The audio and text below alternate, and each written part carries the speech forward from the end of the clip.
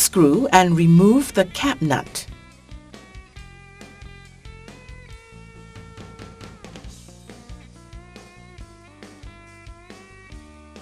Fit the lifting tool into the distributing cone and lift it out.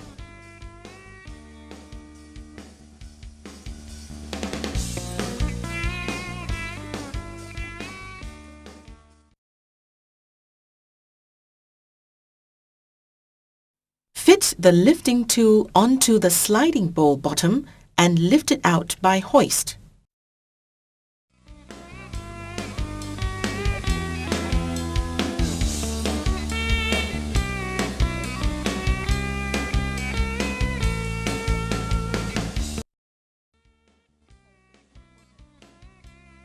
Fit the lifting tool into the bowl body bottom with the 3 screws.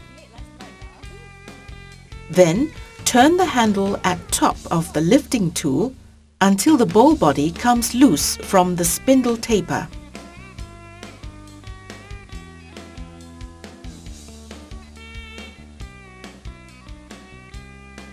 Then, steadily lift out the bowl body using a hoist.